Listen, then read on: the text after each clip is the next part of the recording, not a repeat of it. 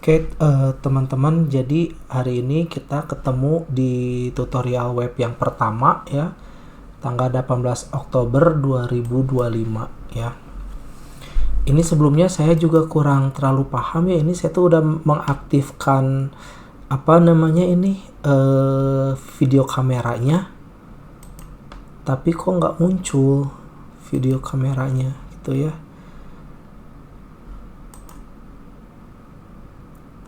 Tadi muncul. Nah, keluar nggak video kameranya? Video kamera saya keluar, terlihat. Oh tidak ya, tadi pas di awal sih muncul, cuma nggak tahu kenapa ya ini jadi tidak muncul. Tapi sebentar, ini saya mau tanya, yang halaman tutorial webinar, halaman PowerPoint-nya sudah terlihat belum?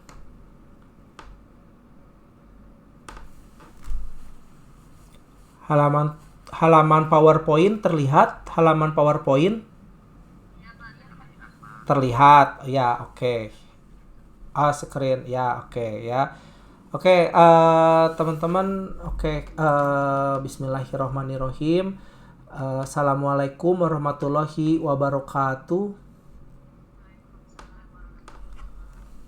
Ya, oke, terima kasih banyak teman-teman di kelas metodologi penelitian ya pada web pertama ini. Saya sangat senang sekali bisa bertemu dengan teman-teman walaupun saya tidak paham ini kenapa kameranya tidak muncul ya. Padahal ini saya sudah mengaktifkan gitu kameranya gitu ya, sudah diaktifkan kameranya tapi ini nggak muncul gitu ya. Ya daripada kita berlama-lama, yang penting suara saya terdengar lah ya.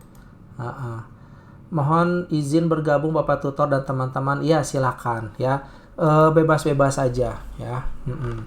Ya, jadi memang untuk ini apa namanya, untuk tutorial online ini memang tutorial apa maksudnya web ya, tutorial webinar ini linknya nggak bisa di copy paste setahu saya gitu ya. Jadi hanya teman-teman di universitas terbuka saja yang bisa mengaksesnya dan mengikuti kelas yang bersangkutan gitu. Jadi hanya teman-teman yang terdaftar di kelas itu ya.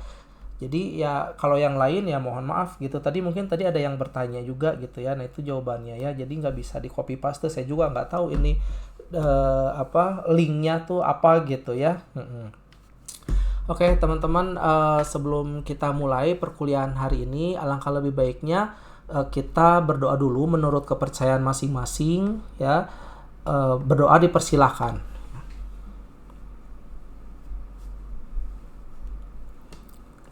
Oke, cukup ya berdoanya.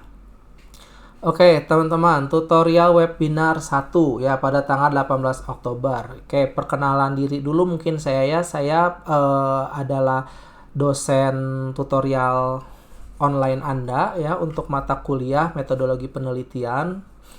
Jadi perkenalkan ya, nama saya Sir Khalifatullah Ermaya ya, Dr. Sir Khalifatullah Ermaya.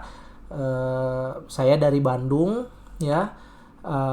Dan dulu saya pernah juga kuliah S1 di UT ya, jurusan program studi S1 manajemen gitu ya, dan alhamdulillah sekarang jadi tutor gitu ya.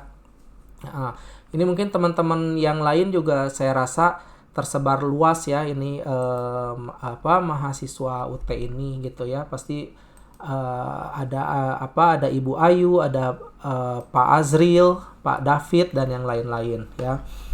Oke, mungkin itu ya perkenalan dari saya. Kita langsung masuk aja ya teman-teman. Nah jadi memang metodologi penelitian itu berbeda dengan mata kuliah yang lain ya.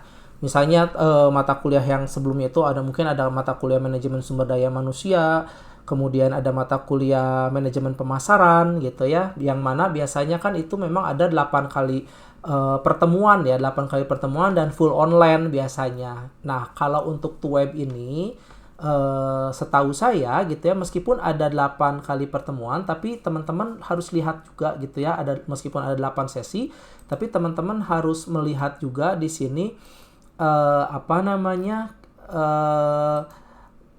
outputnya itu adalah tugas gitu ya, yang mana tugas itu adalah tugas 1 sampai tugas 4 gitu ya di apa namanya, di metodologi penelitian ini. Jadi beda dengan kita perkuliahan online seperti biasa ya. Kalau perkuliahan online mungkin tiap minggunya ada pertanyaan lalu dijawab gitu ya, seperti itu. Tapi kalau metodologi penelitian ini memang peran dari teman-teman juga sangat penting ya. Di sini memang saya lihat lagi ada sesi 1 sampai sesi 8 gitu di sini.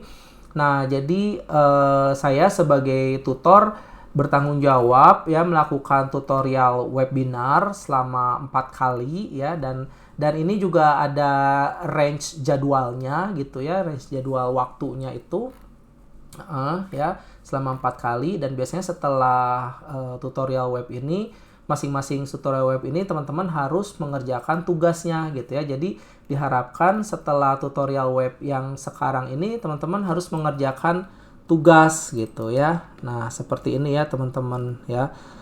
Terlihat ya ini ya tugasnya ya, ada tugasnya terlihat tidak teman-teman?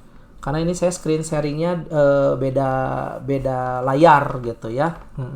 Sudah terlihat ya, oke. Ya, oke ya. Jadi silakan nanti teman-teman harus aktif juga di sini gitu ya. Ini aktivitas belajar 1 ini kan tidak ada ininya apa. Nah, hanya ada 4 tugas saja gitu ya. Tugas 1, tugas 2, tugas 3, tugas 4 ya, silakan teman-teman dicek gitu ya nanti di halaman e-learningnya teman-teman gitu ya. Tugas 1 misalnya saya klik gitu ya, tugas 1 diklik itu dia masuknya ke aktivitas belajar 3 di sini kan. Nah, ini nanti teman-teman silakan bisa lihat di sini dibukanya dari tanggal 13 Oktober 2025 dan paling telat dikumpulkan itu adalah 27 Oktober 2025 ya. Jadi silakan, ini kita masih ada waktu sekitar ya 1 minggu ya, sekitar 1 minggu. Ya untuk mengumpulkan tugas 1, dan ini instruksinya ya, teman-teman harus membuat topik penelitian, lalu yang kedua mencari, membaca, merangkum dan mencatat minimal 10 referensi ya, kemudian membuat kerangka proposal outline berdasarkan topik penelitian dan referensi yang sesuai ya. Lalu setelah itu teman-teman unggahlah hasil tugas 1 ya. Nah, itu tugas 1, instruksinya seperti itu. Jadi silakan nanti teman-teman kerjakan ya. Ini partisipannya ada 15 ya, mahasiswa yang saya bimbing ada 15 gitu ya. Saya juga sudah kirimkan di sini sebetulnya ya, di mana namanya, sebentar, di sesi pertama ini kan sesi pertama ya. Di forum perkenalan juga sudah saya kabari juga ini ya, perkenalan satu-satu. Misalnya ini siapa, saya coba buka nah Bapak Fatan Burhanuddin ya, di sini dari Palangkaraya ya. Nah, sudah saya ini satu-satu sudah saya balas ya, dari 10 Oktober ya, sudah dari beberapa hari yang lalu, dari berapa hari itu ya, dari 1 minggu yang lalu ya, bahkan lebih dari 1 minggu udah saya balas gitu ya. Ini semua udah saya balas ya. Jadi nanti saya nggak tahu juga ya, ini ada banyak tapi mungkin belum dicek lagi semuanya mungkin ya. Teman-temannya kan mungkin ada yang cek lagi, ada yang ya udah gitu. Padahal ini sudah saya cantumkan juga gitu ya di sini. Nomor handphone saya juga sudah saya cantumkan gitu ya. Jadi memang kalau di universitas terbuka itu mau tidak mau ya kita harus ini ya, harus aktif juga gitu teman-teman sebagai mahasiswa ya. Nah, itu mungkin ya. Ya oke, kita langsung aja deh teman-teman ya. Jadi di sini kita akan mendalami cara menemukan topik penelitian yang menarik sesuai dengan keilmuan peneliti. Oke, dan juga cara menemukan referensi yang relevan dengan topik penelitian. Oke. Nah, yang pertama kita ingin tahu dulu nih menemukan topik penelitian yang menarik sesuai dengan keilmuan peneliti ya. Nah, jadi saya ingin tanya, ini dari prodi S1 manajemen kah atau ya, teman-teman ini Oke, S1 manajemen. Di luar S1 manajemen ada tidak yang lain? Mungkin ada akuntansi misalnya? Tidak ada ya. Oke. Jadi kelihatannya memang ini semuanya S1 manajemen ya. Semuanya adalah S1 manajemen. Ya, sudah disesuaikan ya. Ya. Nah, jadi teman-teman harus tahu dulu, oke, bidang keahlian teman-teman itu di prodi manajemen. Nah, dan juga teman-teman harus tahu dulu ketertarikan utama teman-teman itu apa gitu ya. Karena biasanya apa namanya, kalau di manajemen itu kita lihat gitu ya, apakah apakah teman-teman itu ada di manajemen MSDM, manajemen sumber daya manusia, ataukah mungkin di manajemen pemasaran misalnya ya, ataukah mungkin ada lagi misalnya manajemen keuangan gitu ya, ya, atau misalnya manajemen operasional misalnya gitu ya. Nah, nah jadi meskipun semuanya ini S1 prodi S1 manajemen ya, tapi tetap ininya apa gitu ya, nanti adanya pengkerucutan gitu ya, karena memang apa namanya, untuk metodologi penelitian ini kan nanti diharapkannya itu teman-teman sudah ada rencana buat semester depan untuk melakukan karya ilmiah gitu ya, untuk melakukan karya tersebut. Nah, jadi diharapkan apa yang teman-teman kerjakan hari ini, semester ini, untuk metodologi penelitian itu diharapkan nantinya bisa menjadi bekal buat semester yang akan datang gitu ya. Jadi sekarang kita ininya konsentrasinya apa, nanti semester depan tinggal lebih memantapkan lagi gitu ya. Gitu ya teman-teman ya. Ya. Nah, jadi teman-teman kontemplasi dulu nih, berpikir dulu kira-kira saya arahnya mau kemana ya nanti ya, apakah SDM, kalau SDM itu kan dia pasti lebih banyaknya tentang lebih ke manusia ya biasanya ya, atau misalnya ini saya tambahkan aja di sini ya, misalnya biasanya ini meneliti karyawan misalnya gitu ya, meneliti karyawan atau meneliti ya supervisor misalnya gitu ya, supervisor, pimpinan misalnya ya, supervisor ya, pimpinan dan seterusnya ya. Kalau manajemen pemasaran itu ya pastinya kaitannya itu misalnya, kalau pemasaran itu misalnya dengan penjualan produk misalnya gitu ya. Terus kira-kira apalagi kalau pemasaran itu teman-teman? Digital marketing misalnya gitu ya. Nah, ini terserah kalian ya. Kalau manajemen keuangan ya biasanya kita kan menelitinya itu tentang keuangan perusahaan gitu ya, keuangan perusahaan. Mungkin bisa neraca gitu ya, atau rasio, misalnya ada rasio solvabilitas, rasio rentabilitas gitu ya. Jadi biasanya kita itu meneliti kinerja keuangan ya, meneliti kinerja keuangan, meneliti kinerja keuangan yang ada di dalam suatu perusahaan ya. Kalau manajemen operasional misalnya kita meneliti aktivitas yang ada di dalam perusahaan gitu ya. Apa aja contohnya aktivitas yang ada di dalam perusahaan itu?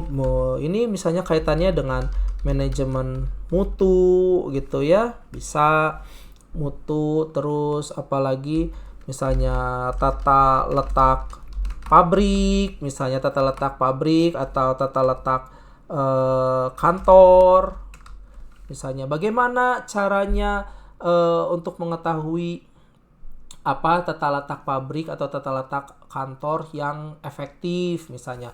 Oh, nanti kaitannya dengan apa? Mungkin nanti kaitannya dengan antrian gitu ya. Oh, kalau posisinya di sini, posisinya di depan itu harusnya ditaruhnya mesin apa misalnya. Selanjutnya mesin yang selanjutnya apa gitu ya. Nanti kaitannya dengan efektivitas dan efisiensi operasional perusahaannya gitu ya. Jadi silakan teman-teman ya, maunya arahnya kemana gitu ya.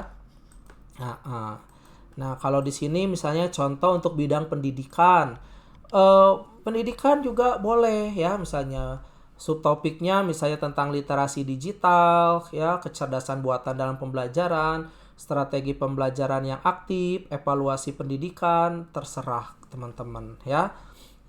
Oh, Bapak, saya kebetulan saya kerjanya di sekolah misalnya gitu ya. Saya kerjanya di sekolah di SMP atau di SMA.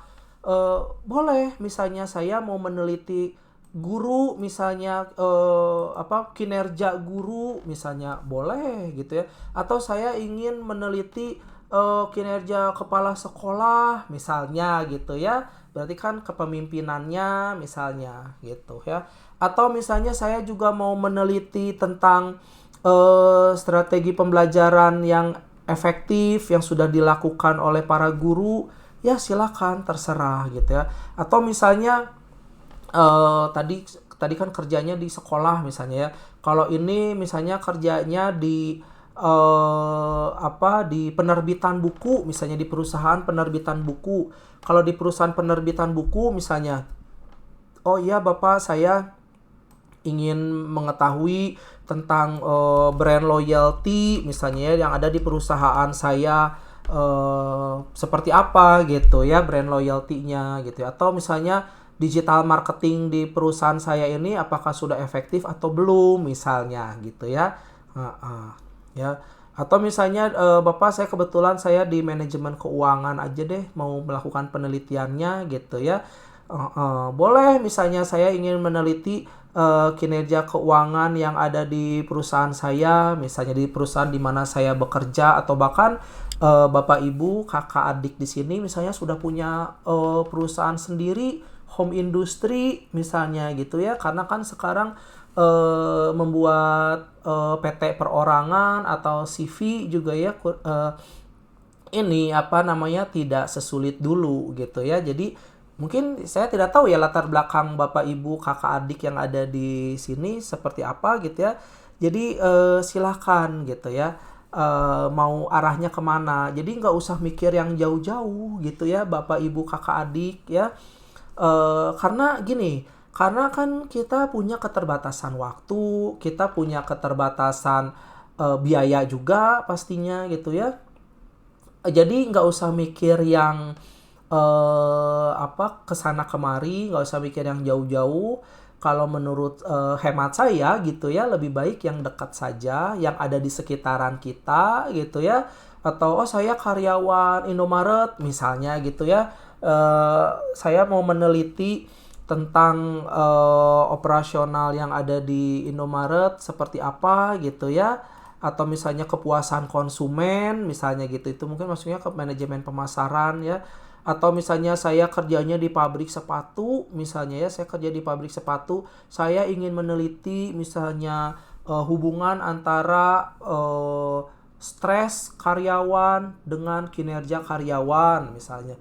Oh ya, boleh-boleh aja, silahkan gitu ya. Jadi intinya esensinya itu silahkanlah cari topik penelitian ya, yang sesuai dengan keilmuan Anda sebagai seorang peneliti nantinya gitu ya. Mungkin udah bisa kebayang ya sedikit banyaknya untuk topik penelitian ini ya, siapa Bapak Ibu yang ada di sini ya. Ada Ibu Ayu, Bapak Azril, Bapak David ya, Ibu Dinda dan yang lain-lain gitu ya. Gimana sampai di sini? Bisa diikuti ya?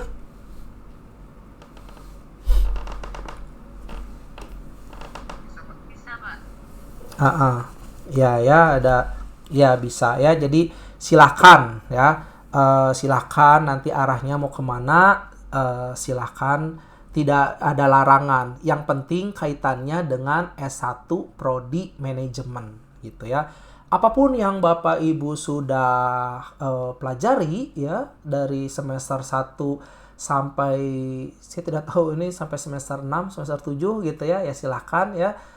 Materi yang sudah dipelajari apa saja gitu ya, ya silakan gitu ya, ngambil topik penelitiannya disesuaikan aja dengan dengan peminatan Bapak Ibu kakak adik yang ada di sini gitu ya. Karena dan juga nggak perlu yang jauh-jauh juga gitu ya, yang dekat-dekat aja gitu ya, yang dekat-dekat yang ada di sekitaran kita, atau yang memang kita pekerjaannya di bidang itu gitu ya. Ya. Nah, itu saya rasa itu ya bisa diikuti lah ya. Nah, tadi kan udah sebelumnya, maaf ya saya ke slide sebelumnya dulu. Tadi kan udah tahu nih topik penelitiannya tentang apa gitu ya, nanti dicatat boleh gitu ya. Maksudnya, oh saya minatnya ke sini, terus ya dicatat silahkan gitu ya. Nah, lalu selanjutnya Bapak Ibu, kakak adik di sini lakukan scanning ya terhadap isu aktual gitu ya. Scanning terhadap isu-isu aktual ya. Jadi yang namanya penelitian itu Bapak Ibu ya, namanya penelitian, karya ilmiah ya. Artinya kan kita pendekatannya juga harus ilmiah gitu ya. Untuk menyelesaikan suatu permasalahannya juga harus ilmiah, sesuai dengan prosedurnya, sesuai dengan urutan-urutan yang ilmiahnya seperti apa gitu ya. Nah, yang namanya ilmu pengetahuan itu pasti kan dia ini terus berkembang gitu ya. Ilmu pengetahuan itu kan terus berkembang, makanya suka ada kan buku edisi 1 atau buku manajemen pemasaran Philip Kotler misalnya gitu ya. Contoh edisi 1, edisi 2, sampai edisi sekarang edisi 15 gitu ya. Nah, itu karena memang selalu ada pembaharuan gitu ya. Ilmu pengetahuan itu kan selalu diperbaharui aja terus gitu. Nah, sehingga ketika Bapak Ibu melakukan mengerjakan tugas metodologi penelitian ini harus ada dasar gitu ya. Dasar penelitiannya itu Bapak Ibu kakak adik itu bisa dari apa aja, harus dari sumber yang memang valid, bisa dipercaya gitu ya. Entah itu misalnya dari artikel jurnal yang terbaru ya, dan lihat juga ya artikel jurnalnya itu misalnya 5 tahun terakhir misalnya gitu ya, atau dari buku. Kenapa? Karena kan kalau kita misalnya mau meneliti gitu ya, kita harus punya dasarnya dulu gitu ya. Dasarnya itu misalnya saya mau meneliti tentang kinerja karyawan, atau misalnya tentang motivasi karyawan. Nah, nanti kan misalnya motivasi karyawan di perusahaan ABC misalnya gitu ya, itu kan pasti harus ada pendekatannya. Kita harus menggunakan teorinya siapa? Apakah menggunakan teori Maslow kah? Atau teori motivasi Herzberg kah gitu ya, atau teori-teori motivasi yang lainnya. Jadi memang kalau untuk S1 ini kita hanya membuktikan teori saja gitu ya. Intinya itu Bapak Ibu kakak adik harus membuktikan teori yang sudah ada gitu ya. Oh, saya mau meneliti tentang pengaruh motivasi karyawan terhadap kinerja karyawan di perusahaan saya misalnya gitu ya. Nah, kita harus tahu dulu gitu ya. Kita ini misalnya tentang motivasi. Nah, berarti kita harus baca gitu ya teori-teori yang berkaitan dengan motivasi. Selain itu juga jurnalnya juga harus baca juga gitu. Jadi memang karena ada pengembangan gitu ya, nggak bisa kita ujuk-ujuk saya mau bikin teori sendiri, ya nggak bisa gitu ya. Karena kan S1 hanya membuktikan saja gitu ya. Kalaupun misalnya kita mau membuat suatu teori yang baru juga, misalnya katakanlah S3 gitu ya, nanti mudah-mudahan gitu ya, saya doakan ya, mudah-mudahan Bapak Ibu kakak adik di sini bisa lanjut terus gitu ya pendidikannya untuk kedepannya, kan siapa tahu gitu ya, kita kan kapan ada yang tahu ya.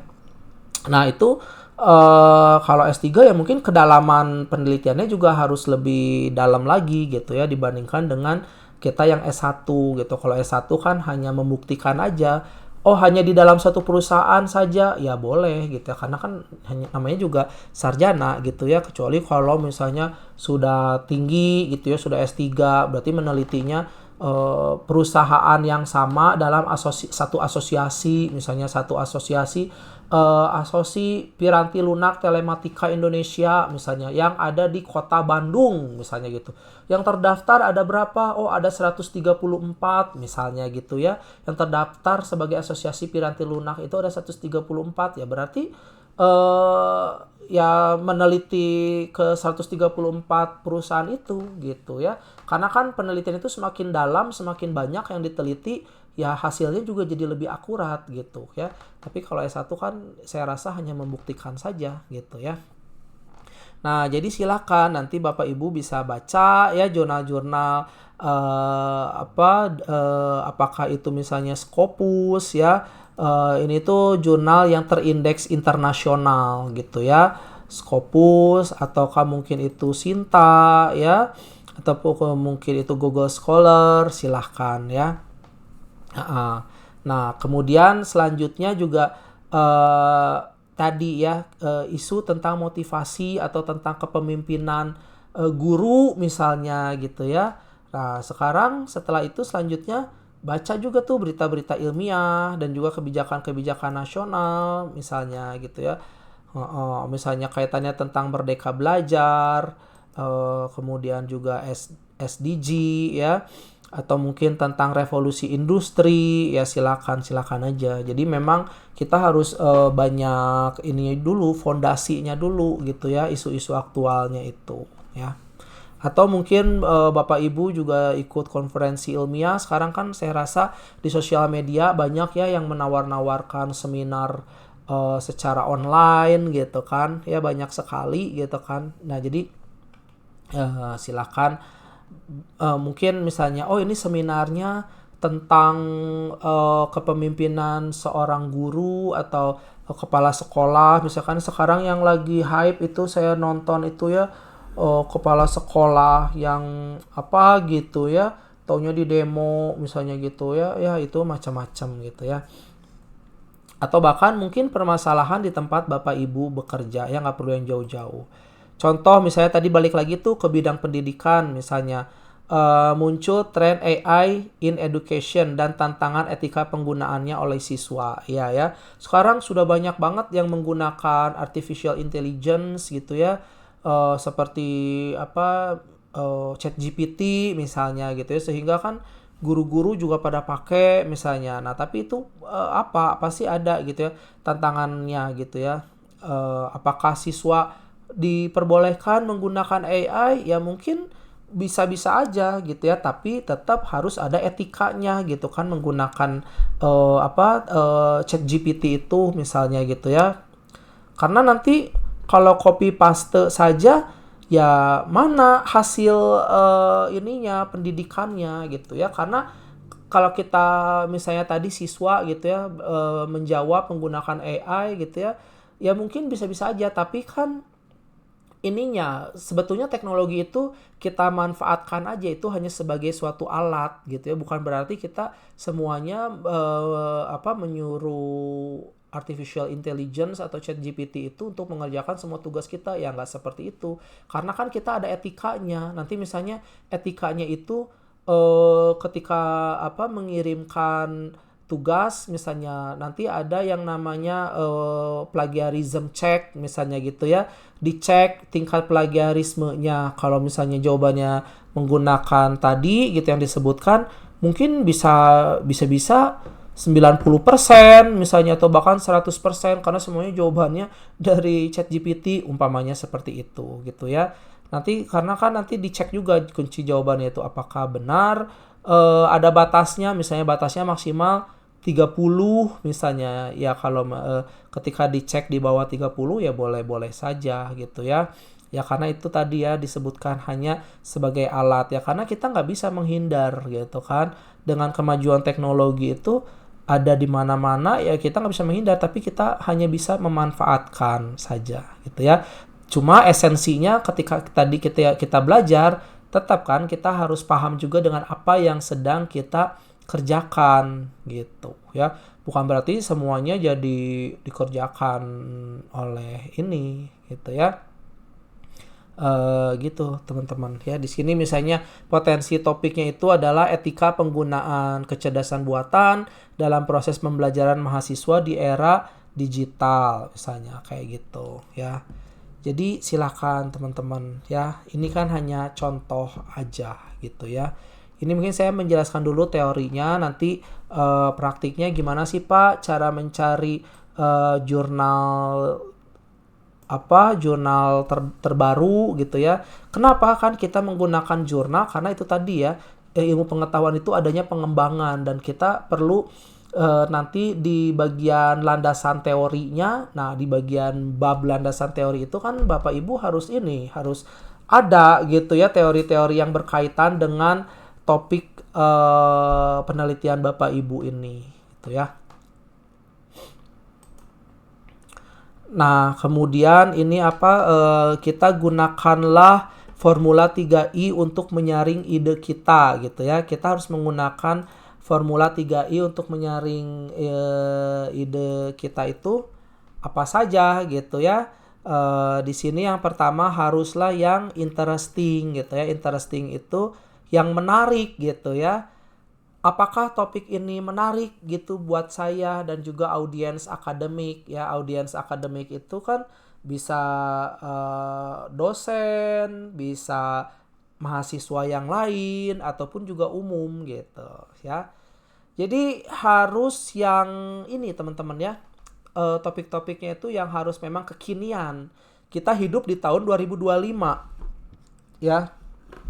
Nggak mungkin kan kita misalnya membicarakan tentang sesuatu yang misalnya yang sudah kuno misalnya ya, pemanfaatan mesin ketik di kantor misalnya, kan nggak mungkin gitu ya, karena sekarang orang mana ada gitu menggunakan mesin ketik ya. Ya mungkin di tempat-tempat tertentu saja, tapi rasanya sudah sangat jarang sekali gitu ya. Sekarang kan orang sudah menggunakannya misalnya komputer, laptop, nah seperti itu gitu ya. Atau sekarang topik-topik yang menarik saat ini itu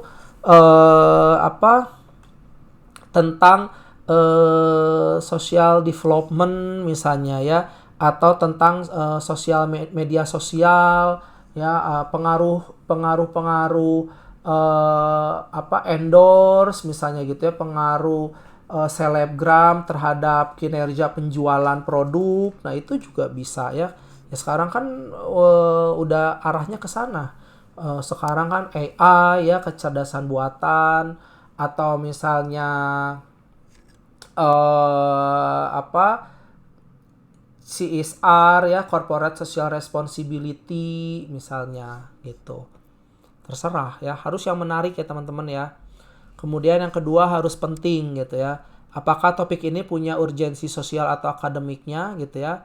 Dulu waktu kemarin tahun 2020 sampai 2022 itu kan kalau kita perhatikan itu kan lagi booming ya virus corona COVID-19 gitu ya.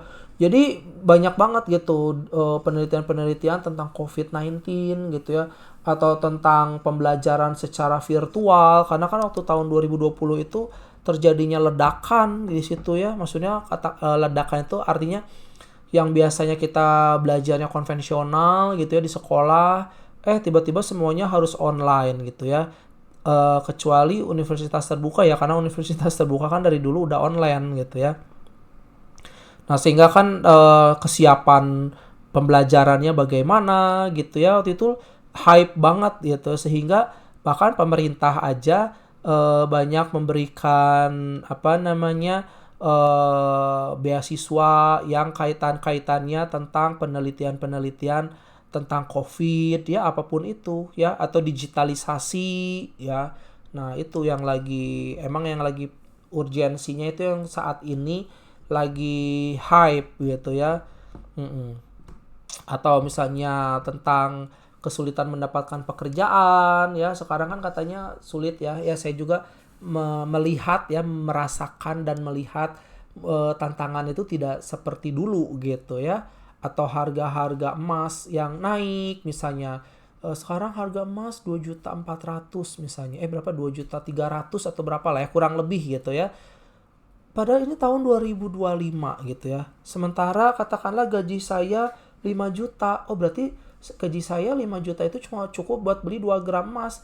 Padahal 10 tahun yang lalu gaji misalnya 3 juta, harga emas 500.000 bisa buat 6 gram belinya. Nah itu misalnya kenaikan pengaruh, misalnya kenaikan harga emas misalnya terhadap kesejahteraan guru misalnya, boleh-boleh aja gitu ya, terserah bapak ibu kakak adik gitu ya.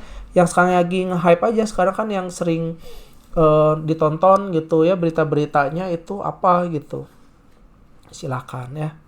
Kemudian investigable ya, apakah topik ini bisa diteliti dengan metode ilmiah yang tersedia. Nah ya, layak tidak gitu penelitian ini gitu ya. Kita misalnya mau meneliti, misalnya saya mau meneliti tentang planet yang ada di luar tata surya misalnya. Nah, bisa tidak? Ya mungkin bisa-bisa aja kalau ada penelitian terdahulunya yang relevan, kalau ada alat-alat untuk menelitinya yang benar gitu ya. Biasanya kan itu penelitian laboratorium misalnya gitu ya. Atau saya ingin meneliti kehidupan yang ada di bawah dasar laut misalnya. Ya mungkin bisa ya kalau memang kita punya alat-alatnya gitu ya. Atau ada juga kan yang misalnya meneliti, saya pernah lihat juga tuh meneliti kepercayaan terhadap kuntilanak misalnya gitu ya. Nah itu kira-kira benar nggak ininya gitu ya, itu bisa nggak pakai pendekatan metode ilmiah gitu ya. Pernah juga kan ya ada yang itu orang luar negeri yang meneliti tentang fenomena kuntilanak misalnya gitu ya. Yang jelas ya harus masuk akal gitu ya, bukan yang dibuat-buat gitu. Dan memang harus bisa dibuktikan juga gitu ya. Gitu ya Bapak Ibu kakak adik semuanya. Nah jadi setelah itu Bapak Ibu juga harus cari nih adanya kesenjangan penelitian ya. Kesenjangan penelitian itu karena kan namanya kita melakukan penelitian itu ya nggak boleh yang itu aja gitu ya. Maksudnya saya mau meneliti tentang kinerja guru di SMA Negeri 1 Cimarga Banten misalnya gitu ya. Nah cek dulu, sebelumnya kita cek dulu apakah sudah ada belum yang melakukan penelitian itu. Kalau misalnya sudah ada yang melakukan penelitian itu, ya udah misalnya jangan judulnya sama gitu ya, jangan ya. Tapi harus yang baru gitu ya. Nah ini saya tanya ya, ini kalau tidak salah saya juga sudah gitu ya, sudah membuat ini ya. Kira-kira Bapak Ibu sudah ditonton belum gitu ya?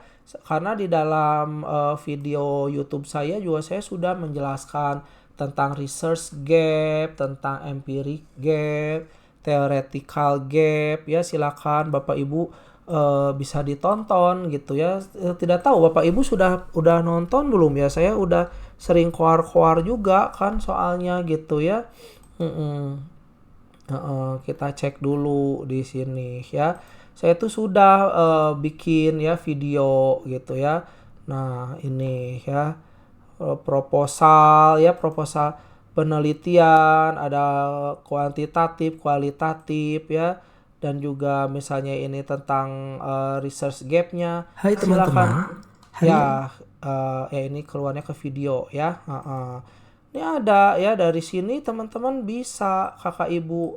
Nah saya udah jelaskan juga di sini ada research gap, empiric gap ya. Saya ini bikin baru gitu ya supaya nanti bisa ditonton sama kakak adik bapak ibu gitu ya di sini. Oleh peneliti sebelumnya. dengan menekan gap. Ya, tuh ya, ini tinggal ditonton aja gitu ya. Itu untuk mempermudah ini semua ya. Ini baru ya tuh 17 jam yang lalu ya. Tuh ya. Silakan nanti bisa ditonton di YouTube saya ya untuk mempermudah ya. Bukan ini tapi kan untuk mempermudah ya. Nah, kita lihat di sini ada research gap, ada empiric gap, ada theoretical gap ya. Nah, gap itu kan artinya kesenjangan ya, Bapak Ibu, Kakak adik ya. Gap itu artinya adalah suatu kesenjangan. Nah, makanya kita melakukan suatu penelitian itu harus karena ada kesenjangan gitu ya. Kalau tidak ada kesenjangan ya buat apa gitu ya. Apa namanya? Harus ada perbedaan gitu kan, yang standarnya seperti apa. Nah, kok di tempat kita berbeda gitu ya. Misalnya contohnya gini, di dalam harusnya kan kalau kita karyawan itu, misalnya karyawan harusnya apa sih dalam penelitian itu? Oh, kalau misalnya ini dikasih gaji yang tinggi, maka dia akan bahagia misalnya gitu ya. Tapi menurut teorinya seperti itu gitu ya. Menurut teorinya seperti itu, misalnya jika karyawan gajinya tinggi, maka karyawan tersebut akan bahagia, akan puas gitu ya, adanya kepuasan di tempat kerja misalnya gitu ya. Tapi ternyata kok saya perhatikan di tempat kerja saya itu apa namanya gajinya udah 10 juta misalnya, yang baru staf aja 10 juta, tapi kok kelihatannya mereka belum pada puas gitu kelihatannya. Kenapa misalnya, atau misalnya motivasinya juga kok kayak kurang. Kok bisa kita menyebut motivasinya kurang? Katakanlah misalnya motivasi kerjanya kurang, misalnya datangnya terlambat, absensinya satu hari tidak 8 jam, katakanlah gitu. Nah, jadi kita harus cari dulu apa yang membuat motivasi karyawannya itu lemah. Padahal secara teori gitu ya, secara teori ini kan harusnya kalau gaji tinggi itu dia ini apa besar juga ininya kepuasannya gitu ya. Tapi kok ini beda ya, nggak kayak gitu. Nah, perlu kita cari gitu ya. Itulah yang disebut sebagai apa, teman-teman? Theoretical gap ya. Nah, kalau misalnya research gap ya, kesenjangan antara penelitian ya. Kesenjangan penelitian itu suatu celah atau bagian yang belum banyak diteliti oleh peneliti sebelumnya gitu ya. Nah, jadi tadi kan kita harus baca tuh jurnal-jurnal yang sebelumnya gitu ya. Misalnya ada banyak nih penelitian membahas tentang kualitas produk misalnya. Oh, banyak ya tentang kualitas produk, tapi belum banyak yang membahas pengaruh layanan purna jual terhadap loyalitas pelanggan. Nah, itu ya. Kesenjangan penelitian misalnya ya. Kalau di perusahaan A banyak tuh tentang motivasi, tentang kinerja, tapi belum ada misalnya yang berkaitan dengan keuangannya. Nah, itu boleh gitu ya. Nah, ada juga misalnya yang empiric gap gitu ya. Empiric gap itu ketika hasil penelitian sebelumnya berbeda atau saling bertentangan. Nah, misalnya di penelitian sebelumnya itu misalnya gini, ada penelitian yang mengatakan bahwa harga berpengaruh pada keputusan pembelian. Tapi ketika kita baca di jurnal yang lain misalnya gitu ya, kok harga tidak berpengaruh ya pada keputusan pembelian. Nah, karena tadi ya kita harus banyak baca jurnal, kakak, adik, bapak, ibu ya. Nggak bisa kita cuma bacanya dari satu jurnal aja, nggak bisa gitu. Tapi misalnya, oh saya pengen tentang keputusan pembelian misalnya gitu ya, tentang variabel keputusan pembelian. Nah, banyak download, banyak bacalah jurnal-jurnal yang berkaitan tentang keputusan pembelian itu gitu ya. Oh, ternyata hasil yang di A misalnya gitu ya, hasil yang ada di penelitian A itu berpengaruh. Tapi kok hasil di penelitian yang lain tidak berpengaruh. Nah, itulah terjadi empiric gap ya. Di penelitian A berpengaruh, penelitian B tidak berpengaruh. Nah, sekarang tugas Bapak Ibu nih gitu ya untuk memperkuat gitu ya. Kok bisa ya di sini berpengaruh, di tempat yang lain tidak berpengaruh. Nah, saya mau deh ini. Nah, makanya ada yang namanya penelitian terdahulu yang relevan gitu ya. Penelitian terdahulu yang relevan Bapak Ibu ya. Artinya kita mau meneliti tentang kinerja guru, ya berarti kita harus banyak baca jurnal tentang kinerja guru misalnya gitu ya. Di Google banyak banget gitu ya, tinggal di-download ya, banyak banget itu ya informasi-informasi seperti itu ya. Tadi udah ya theoretical gap gitu ya. Misalnya menurut hasil teorinya si ABC ya, teorinya ABC mengatakan bahwa adanya muncul tren belanja lewat influencer. Misalnya gitu ya. Apa tuh misalnya unboxing gitu ya, atau apa sih yang di video itu kan suka ada ya unboxing, terus ada yang food blogger misalnya gitu ya, food blogger ya, blogger makanan gitu ya. Nah itu kan belum ini gitu ya, mungkin belum dijelaskan oleh teori perilaku konsumen yang lama misalnya. Nah, inilah kesempatan saya gitu untuk mencari menjadi peluang untuk mengembangkan teori yang baru gitu ya. Jadi kan memang harus ada permasalahannya gitu ya, semua juga harus ada permasalahannya ya. Jadi gitu ya Bapak Ibu, Kakak adik harus baca 5-10 artikel ilmiah terbaru di bidang yang sama ya. Dan juga harus baca buku juga gitu ya, baca buku atau e-book juga boleh ya, silahkan. Jadi tugasnya itu baca ya artikel ilmiah, 5-10 artikel ilmiah dan juga buku ya, buku gitu ya. Nah, supaya nanti Bapak Ibu jadi tahu gitu ilmu pengetahuan ya. Nah, kemudian perhatikan bagian further research atau limitation atau discussion. Biasanya ini sih kaitannya dengan jurnal-jurnal terindeks internasional gitu ya. Nah, biasanya kalau jurnal-jurnal indeks internasional itu suka ada gitu ya penelitian selanjutnya bagaimana misalnya. Karena memang gini, kalau di dalam jurnal atau penelitian itu yang baik itu harus kita sebutkan keterbatasan dalam penelitian kita itu bagaimana keterbatasannya, karena harus jujur gitu ya. Kalau meneliti itu harus jujur. Kemudian biasanya juga kalau di jurnal internasional pasti suka disebutin gitu, hal-hal kayak gini tuh suka disebutkan gitu ya, keterbatasannya apa. Keterbatasannya misalnya dalam penelitian ini gurunya kan ada 100 orang guru nih semuanya, tapi keterbatasan yang ada di dalam penelitian saya itu saya hanya meneliti 30 guru saja. Itu juga di sampling misalnya gitu ya. Nah, alangkah lebih baiknya kalau misalnya melakukan penelitian ini sampelnya itu sampel jenuh. Semua populasi dijadikan sampel. Jadi kalau ada 100 guru ya untuk penelitian selanjutnya itu sebaiknya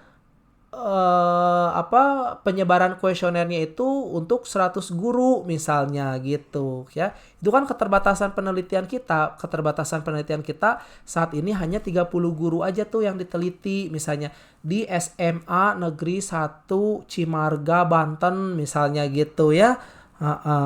Padahal boleh. Jadinya gini, jadi boleh nanti ke depannya Bapak Ibu mau melakukan penelitian juga tuh di sekolah yang sama gitu ya, nggak apa-apa, tapi harus disebutin dulu apa yang membedakannya dengan penelitian sebelumnya. Karena kan di penelitian sebelumnya itu menggunakan sampel aja 30 orang, padahal kalau di penelitian saya kelebihannya adalah menggunakan 100 orang, artinya 100 gurunya kita teliti semuanya. Nah itu boleh-boleh aja gitu ya, meskipun misalnya judulnya sama misalnya gitu ya. Ya catat hal-hal yang belum dijawab oleh penelitian sebelumnya gitu ya. Banyak penelitian membahas efektivitas pembelajaran daring, tapi siswa yang meneliti pengaruh interaksi sosial virtual terhadap motivasi belajar siswa itu masih belum banyak gitu ya. Jadi nanti harus disebutkan gitu ya alasannya kenapa melakukan penelitian itu. Oh, karena yang berkaitan dengan interaksi sosial virtual terhadap motivasi belajar siswa itu masih rendah gitu ya. Seperti di universitas terbuka gitu ya, kan universitas terbuka semuanya belajar daring gitu kan ya, online ya. Dari awal sampai akhir online, kecuali yang memang ikutan hari Sabtu, belajar hari Sabtu itu gitu ya. Tapi kan rata-rata kayaknya banyaknya yang online gitu ya. Nah, kan belum terlalu banyak ya misalnya pengaruh interaksi sosial virtual ya terhadap motivasi belajar siswa. Kelihatannya mungkin belum terlalu banyak juga gitu ya penelitian yang berkaitan hal seperti itu ya. Nah, lalu rumuskan research question awal ya. Bagaimana pengaruh A terhadap B misalnya? Boleh ya. Contoh, bagaimana pengaruh literasi digital terhadap kemampuan berpikir kritis mahasiswa pendidikan di era AI misalnya gitu ya. Nah, boleh gitu ya. Tadi kan sudah ya, oh saya mau tentang pendidikan nih, manajemen pendidikan, tentang AI. Nah, nanti kita lebih kerucutkan lagi gitu ya. Apa faktor-faktor yang mempengaruhi motivasi belajar siswa di era AI misalnya? Bagaimana persepsi atau bagaimana strategi yang bisa dilakukan agar siswa bisa belajar secara efektif di era AI misalnya gitu ya. Boleh kayak gitu. Nah, itulah kayak gitu ya. Harus banyak bertanya gitu ya. Kemudian rumusan masalah ya. Jadi rumusan masalah itu adalah adanya pertanyaan utama yang ingin dijawab di dalam penelitian Bapak Ibu kakak adik semuanya gitu ya. Nah, rumusan masalahnya itu yang seperti apa gitu ya Bapak Ibu ya. Jadi memang kita harus tahu dulu, ini sebentar saya lihat tuh slide selanjutnya. Oh, nggak ada ya definisinya. Ya udah. Di sini definisi dari rumusan masalah adalah pertanyaan utama yang ingin dijawab di dalam penelitian Anda gitu ya. Ya. Jadi rumusan itu tuh seperti kompas penelitian, mengarahkan apa yang akan diteliti dan dijawab dalam peneliti ya. Jadi kita skopnya ya. Pertanyaan utama gitu ya muncul karena ada masalah atau hal yang belum jelas dan peneliti ingin mencari jawabannya itu melalui penelitian ya. Misalnya gini, Bapak Ibu kakak adik di sini melihat adanya suatu fenomena misalnya gitu ya di tempat belajar di tempat kerjanya misalnya ya. Misalnya fenomenanya itu misalnya gini. Fenomena ya, saya tulis dulu di sini fenomena misalnya kenapa ya kok banyak siswa yang kurang aktif misalnya, banyak siswa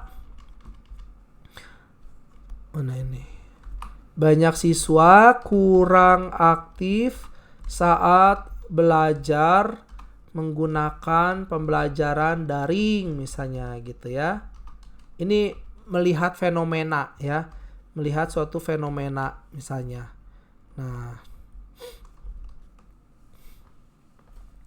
Nah, jadi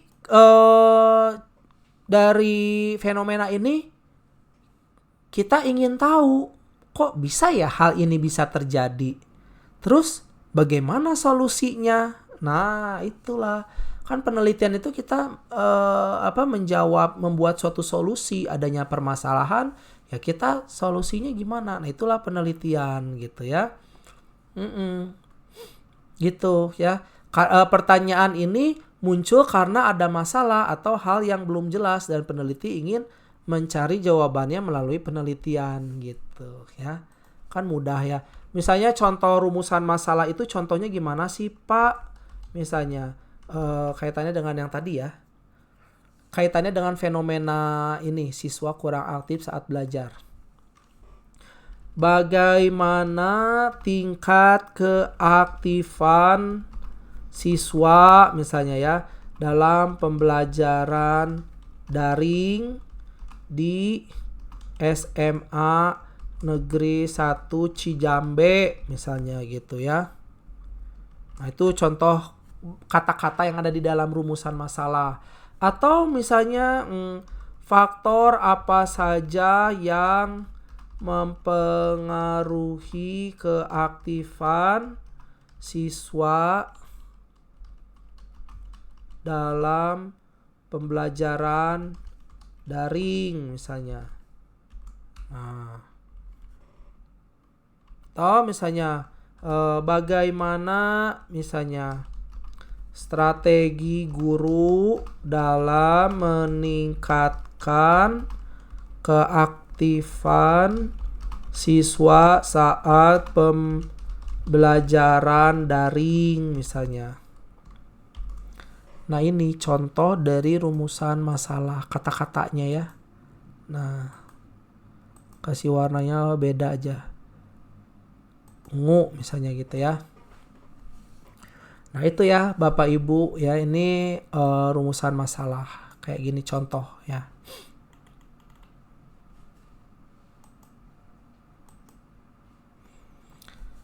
Ya, lanjut ciri-ciri rumusan masalah.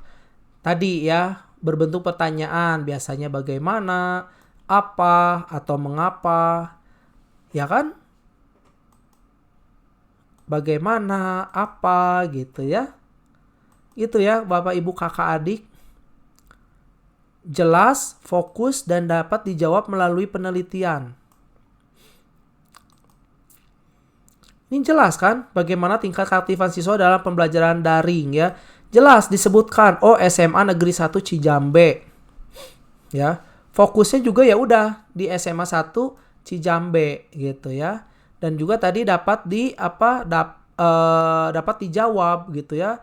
Ini bisa nggak dijawab? Ya bisa dijawab ya. Kita tinggal cari teori-teori yang berkaitan tentang keaktifan siswa atau misalnya teori-teori yang tentang pembelajaran daring gitu ya. Nah, ini banyak sekali ya Bapak Ibu. Boleh dicari gitu ya. Kalau misalnya ada teori sebelumnya yang berkaitan dengan keefektifan siswa dalam pembelajaran daring, yaitu boleh gitu ya Bapak Ibu ya.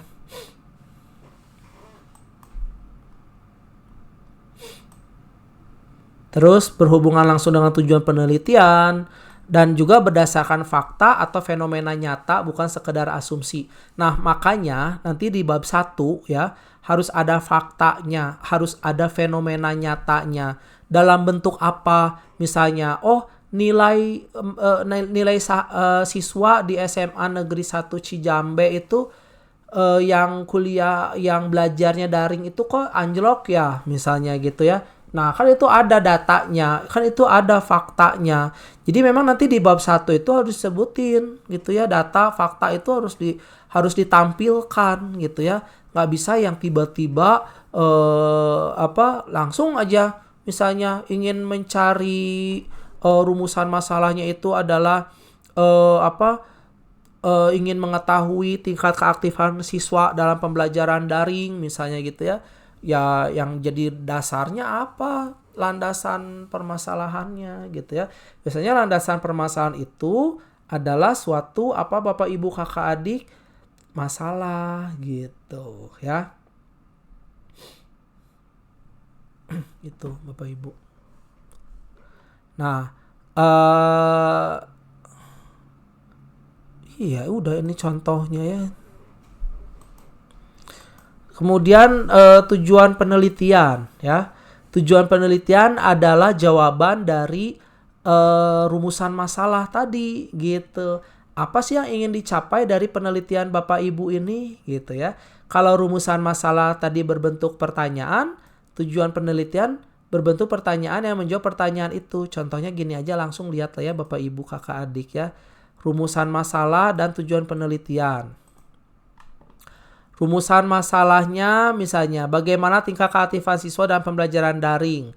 Tujuan penelitiannya itu adalah nanti untuk mengetahui tingkat keaktifan siswa dalam pembelajaran daring. Nah, jadi ngejawab pertanyaan yang rumusan masalah, jadi harus nyambung. Kalau rumusan masalahnya ada tiga butir pertanyaan, berarti tujuan penelitiannya juga harus ada 3 butir pertanyaan, gitu. Kalau rumusan masalahnya ada 10 pertanyaan, ya berarti tujuan penelitiannya juga harus ada 10 pertanyaan, Bapak Ibu, kakak adik ya. Kayak gitu. Jadi nggak bisa kalau rumusan masalahnya ada 3, terus tujuannya ada 5 gitu, ya nggak mungkin lah gitu ya. Harus sesuai gitu ya. Seperti itu ya Bapak Ibu kakak adik ya. Nah, terus bisa belajar dari mana aja Bapak Ibu kakak adik ya. Dari artikel ilmiah, dari Google Scholar, atau mungkin bisa dari YouTube ya, pakai YouTube yang dari saya juga boleh gitu ya. Karena saya juga sangat berharap gitu ya. Sangat berharap Bapak Ibu itu ini niat saya yang dari tulus, dari dalam hati gitu ya. Saya bikin gitu ya. Di sini ada pengetahuan ilmiah gitu ya, ada paradigma, ada langkah awal proses pembentukan proposal penelitian, ada konsep gitu. Ini gratis gitu ya. Jadi silakan Bapak Ibu tonton gitu ya. Gratis ya. Zaman yang sekarang kan yang gratis-gratis ini harus bisa dimanfaatkan. Tuh.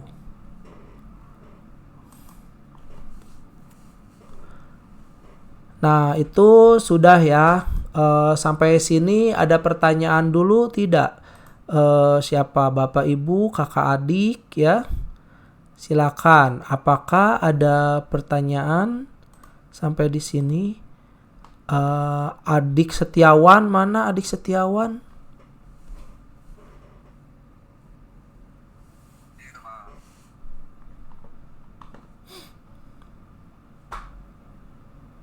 Saya absen dulu dah.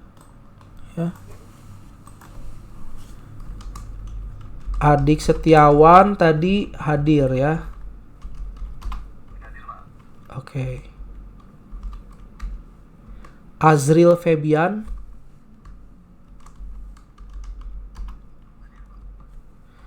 Ini kenapa mengacungkan tangan Azril Febian?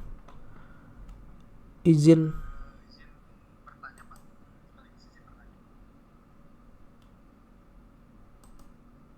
Ya gimana coba?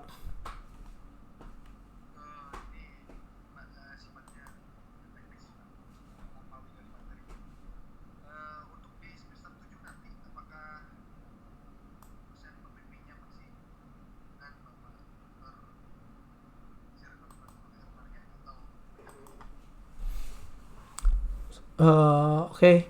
Kalau untuk tutor, untuk dosen pembimbing gitu ya, setahu saya biasanya suka beda lagi gitu. Ya. Memang sih enaknya kan biasanya kita ini ya udah muncul kedekatan gitu ya dengan dosennya gitu ya. Tapi ya biasanya kalau untuk tutor gitu ya, biasanya suka diacak lagi gitu nantinya itu. Karena kalau saya kan ya hanya menerima saja gitu ya. Oh, ini ditugaskan untuk mengajar mata kuliah metodologi dan mahasiswanya ini ABCD gitu ya. Ya saya ngikuti aja gitu ya. Ya saya juga berharap lah kita mudah-mudahan semester yang akan datang itu bisa ketemu lagi dalam keadaan sehat walafiat ya. Ya siapa tahu kan. Yes. Ya sama-sama. Siapa tahu kan kita ketemu gitu ya. Makanya yang penting sekarang kita melakukan yang terbaik aja dulu dah untuk metodologi penelitian ini gitu ya. Manusia makan hanya bisa berusaha ya.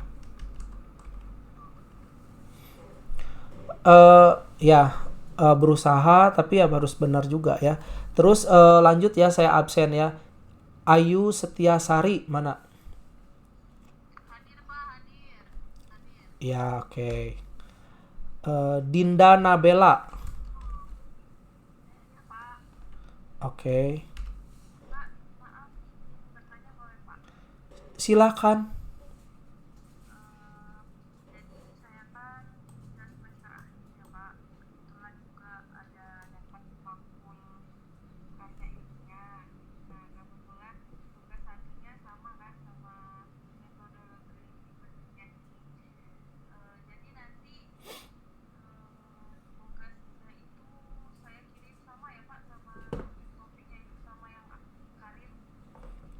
Ya, oke. Selama ya boleh ya selama tugasnya itu sama persis misalnya. Justru ya itu jadi jadi bisa dimanfaatkan semaksimal mungkin gitu ya. Sebentar, ini saya tambahkan dulu ya. Nah, ini saya copy ya. Tugas satunya itu kan ini ya, Bapak Ibu Kakak Adik ya. Ha-ha. Tugas satu mata kuliah metodologi penelitian itu eh dibukanya 13 Oktober. Oke, ininya due date-nya 27 Oktober gitu ya. Nah, tugasnya ini membuat topik penelitian. Ya, kemudian apalagi mencari, membaca, merangkum dan mencatat minimal 10 referensi yang terlibat dalam 5 tahun terakhir. 5 diantaranya jurnal dan sisanya buku atau rujukan lain yang valid ya. Ya, mungkin rujukan lain yang valid mungkin bisa dari blog, artikel, tapi artikelnya juga harus yang benar ya. Harus misalnya detik.com misalnya gitu ya. Kalau misalnya blognya blog individu, misalnya blog curhat mahasiswa UT ya sebaiknya jangan gitu ya. Tapi yang harus valid misalnya dari detik.com atau dari cnnindonesia.com misalnya boleh gitu ya. Terus membuat kerangka proposal, outline berdasarkan topik, penelitian dan referensi yang sesuai dan mengunggah hasil tugas satu ya. Jadi Bapak Ibu, Kakak Adik ya di sini e-learning ya. Coba ya e-learning saya buka ya. Nah, metodologi penelitian ya. Di sesi 2 kalau tidak salah di sesi 2 ini aktivitas belajar 3 ya. Nah, ada tugas 1. Ini bisa terlihat tidak Bapak David Chandra? Teman-teman bisa terlihat? Bisa ya. Ya. Saya nggak tahu kalau di tampilan kalian saya nggak tahu ini setidaknya ini saya lihatnya di tampilan saya sebagai tutor ya di sesi 2 aktivitas belajar 3 ada tugas 1 ini ya. Nah, ini diklik tuh ya. Silahkan. Ya bagus ya. Masih ada waktu nih 9 hari 6 jam lagi untuk dikerjakan ya. Nanti biasanya saya suka lihat di sini view all submission. Nanti ada siapa aja? Oh, ada Azril di sini. Kalau udah ngumpulin suka ada di sini ya muncul gitu filenya. Feby, Vina, Fauzana Dina, ya dan seterusnya gitu ya. Nanti muncul, nanti itu saya di sini bisa menilai di sini. Bisa ada feedback ya, bisa menilai juga gitu ya. Jadi ini silakan dimanfaatkan. Kalian harus sering-sering lihat informasinya juga di e-learning ini ya. Ya, ini perhatikan juga karena kalau ini sebetulnya ini sudah ditentukan dari sana gitu ya, bukan saya yang menentukannya gitu ya. Kalau saya di sini hanya bertugas mendeliverikan tadi sharing knowledge-nya aja gitu ya. Kalau yang kayak gini-gini ini semua sama mau UT dimanapun saya rasa sama gitu ya due date-nya gitu. Atau kalau karya ilmiah sama juga nggak tugasnya kayak gini?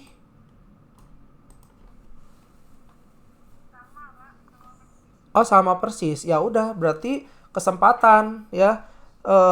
Ya bagus ya harusnya kayak gitu. Jadi metodologinya dapat, karilnya juga dapat gitu ya. Jadi satu tugas bisa dikerjakan untuk dua mata mata kuliah gitu ya. Tapi jangan sedih ya untuk yang tidak mengikuti Karil di semester ini kan, makanya tugasnya tetap harus dikerjakan gitu. Bisa untuk semester depan bisa kalian punya yang ini jadinya apa, udah punya nih jadinya, udah punya ancang-ancangnya gitu ya buat nanti semester depan kalau yang tidak ikut Karil di semester ini gitu ya. Jadi jangan khawatir ya, tetap ada kesempatan nanti di semester yang akan datang gitu. Fatan mana? Fatan Burhanuddin hadir ya. Fauzana Dina Magfiroh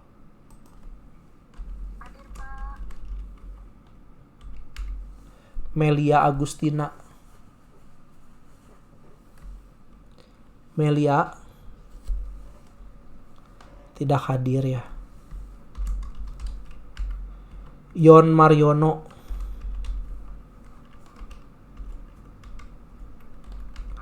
Iya, hadir. Oke. Rudi Sarifudin. Bapak Rudi mana?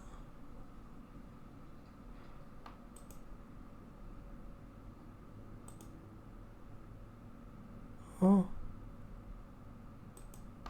Feby Agustrio. David Chandra.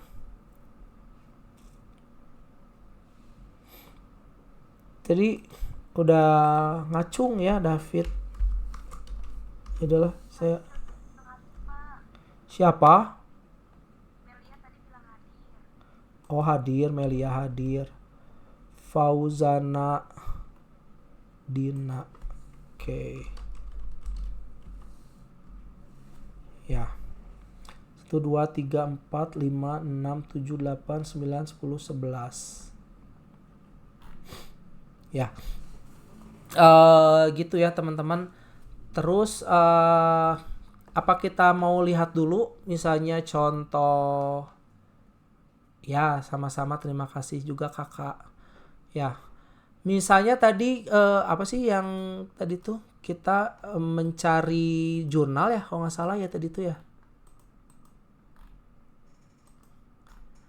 Udah pada tahu kan cara mencari jurnal, gimana caranya Bapak Ibu Kakak Adik? Artikel ilmiah. Yaudah kita coba aja dah sekarang. Nah ini. Mencari jurnal biasanya di Scholar Google misalnya ya. Di Scholar Google. Nah buka aja Scholar Google ya. Google gini ya tampilannya ya Scholar Google ini kan gini. Kita klik ya Scholar Google. Nah nanti atau scholar.google.com ya.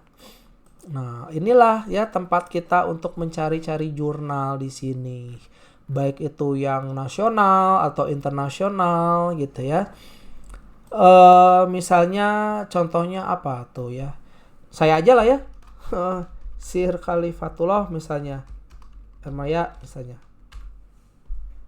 Nah kan keluar nih yang namanya peneliti. Jadi itu bisa diisi apakah nama penelitinya, apakah judulnya gitu ya. Katakanlah misalnya ini judulnya aja misal penelitinya gini ya. Nah misalnya ini ada nih Business Intelligence, Strategy Innovation, and Digital Value Creation for Business Performance on Digital Creative Industries misalnya. Ini kan keluar nih dia banyak ya judul-judul yang oleh Khalifatullah Ermaya itu ya, oleh saya gitu ya. Ini saya nulis kan banyak di sini ya, jadi kredibel ya, saya dosen gitu ya. Misalnya ini saya buka aja misalnya ini ya. Cari nih Business Intelligence ya, Strategi Innovation dan Digital Value Creation misalnya ya. Buka itu. Nah. EBCOHOS ya. Nah, di sini ada abstraknya gitu ya. Kebetulan saya juga pernah melakukan penelitian ya, judulnya ini gitu ya. Nanti teman-teman sebetulnya bisa baca dari abstrak gitu ya. Nah, di sini ada ISSN, berarti kan ini benar nih, ini publicationnya International Journal ya. Coba kita klik ya ini ya, International Journal.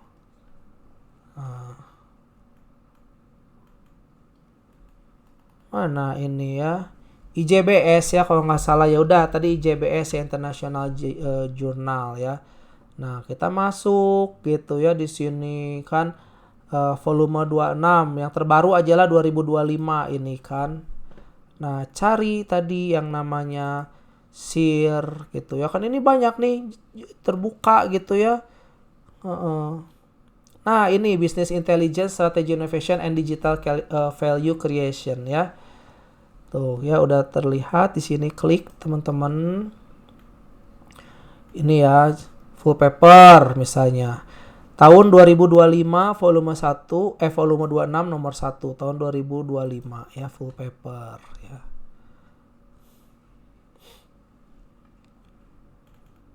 Nah, keluar PDF.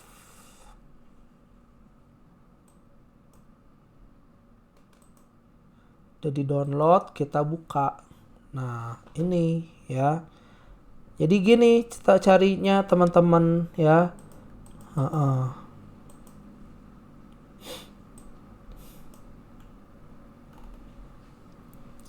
Ya. Nih, Syekh Khalifatullah. Nah, biasanya baca dulu. Jadi, saya kasih tahu ya ke kalian ya. Biasanya kalau kita mau lihat kan jurnal itu panjang-panjang ya. Tapi kita scanning aja ya. Nggak perlu baca semua gitu ya. Intinya kita kalau jurnal itu baca aja bagian abstraknya ini ya. Terus keywordnya misalnya, keywordnya nyambung nggak dengan keinginan saya misalnya gitu ya. Oh, saya keywordnya tentang strategi inovasi misalnya. Misal contoh ya, oh ternyata ini masuk nih punyanya jurnal ini misalnya gitu ya. Nah, baca ya, tapi kalian itu sebetulnya nggak perlu baca semuanya ini ya. Baca aja abstrak ya. Ini kan panjang ya. Ada literatur review-nya gitu ya. Dia kan panjang nih.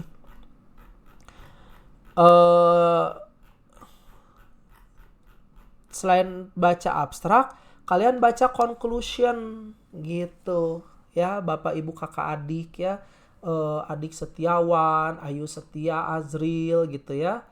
Nah, jadi dua itu aja, abstrak sama conclusionnya gitu ya, kesimpulan dan saran maksudnya.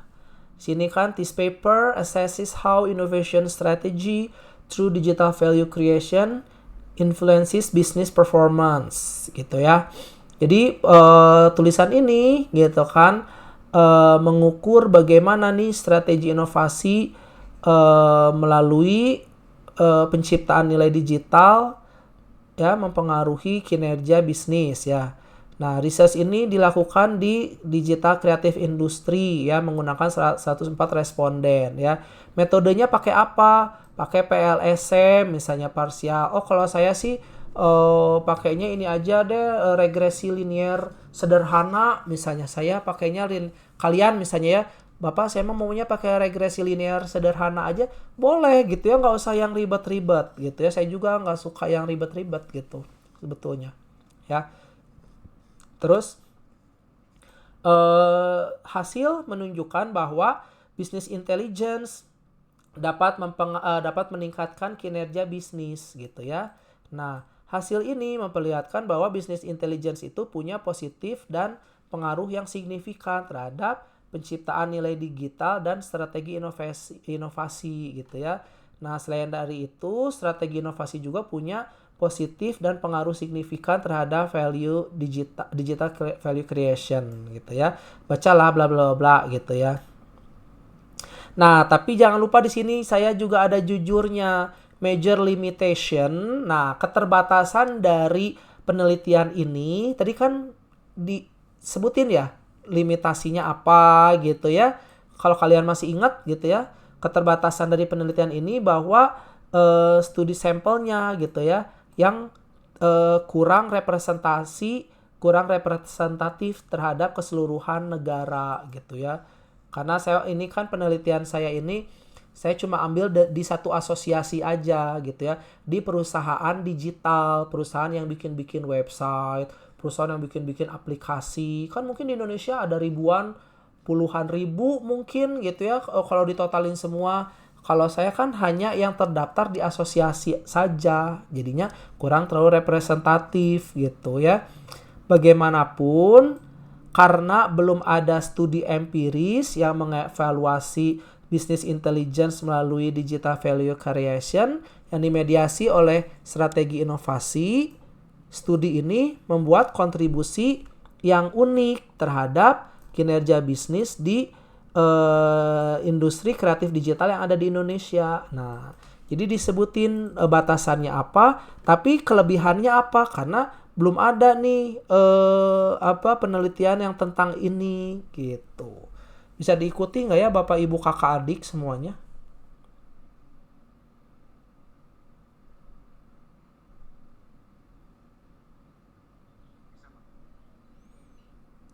Ya, yang lain juga jangan diam aja gitu ya. Coba diulang lagi Azril Febrian Z.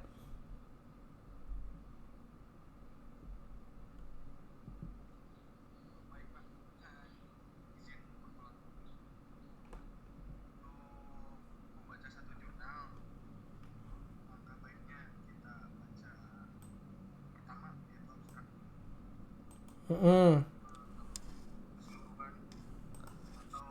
Eh, oh.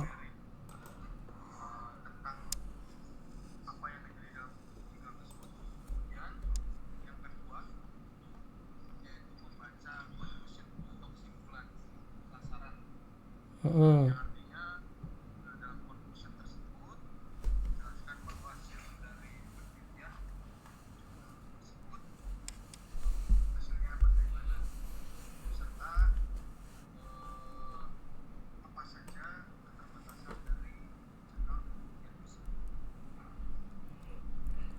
Ya, ya. Jadi ya. Oh, sudah bagus sekali ya. Jadi memang seperti itu. Kalian kan tadi disuruh baca jurnalnya 5 gitu ya. Kalian suruh baca jurnalnya minimal katanya 5, terus buku 5 ya, buku dan sumber lain 5 katanya gitu kan. Ya. Nah, ya jadi memang semakin banyak ya Azril dan teman-teman nih, coba kalian lihat ya referensi dari jurnal saya ini yang terindeks internasional, Scopus ya. Tuh ya, ada banyak banget kan. Ini kelihatan nggak Azril dan teman-teman?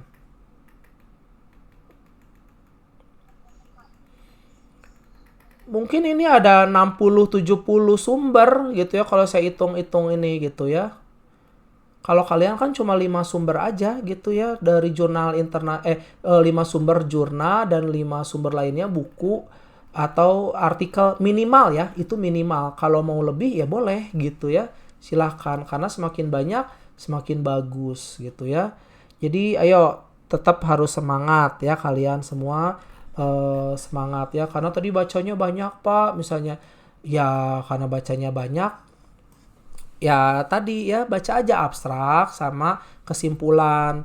Biasanya kalau jurnal yang bagus gitu ya, kalau jurnal yang bagus itu ya tinggal kita baca abstrak sama conclusion itu keluar gitu. Jadi kita nggak perlu misalnya ngumpulin 10 jurnal terus kita baca semuanya satu-satu, baca secara detail gitu kayak gimana nggak perlu gitu ya. Habis waktu kalian nanti gitu ya. Jadi kan itu saya kasih tahu caranya ya. Semua juga ada caranya gitu. Tinggal kalian tahu kunci-kuncinya itu gitu ya. Misalnya kalau kalian mau melakukan penelitiannya tentang apa nih misalnya tadi ya kinerja misalnya gitu ya. Boleh gitu ya. Nih nanti masih keluar nih dari Sir Khalifatullah ya, kinerja. Pengaruh current ratio, debt equity ratio. Nah, ini tentang keuangan ya. Ini kinerja keuangan tuh kan. Pengaruh lingkungan eksternal terhadap kinerja bisnis ya, ini kinerja. Mm-mm. Analisis kualitas pelayanan pada koperasi, ya. Pengaruh kepemimpinan efektif, motivasi. Oh, ini banyak ya yang kaitannya dengan kinerja-kinerja gitu, ya. Tinggal kalian buka aja, misalnya analisis bauran pemasaran pada UMKM kuliner misalnya gitu ya. Kita coba klik ya. Nah, langsung kalau ini langsung nih ya analisis bauran pemasaran pada UMKM kuliner Sir Khalifatullah ya. Ini tuh sebetulnya saya judulnya tuh ada studi kasus apa gitu ya, tapi sama si editorialnya itu dibuatnya malah jadi sederhana gini gitu ya. Ya udah tapi ya nggak apa-apa lah. PDF misalnya gitu ya. Nah, analisis bauran pemasaran. Nah, tinggal kalian lihat aja di sini ya. Kebaca ya Azril ya.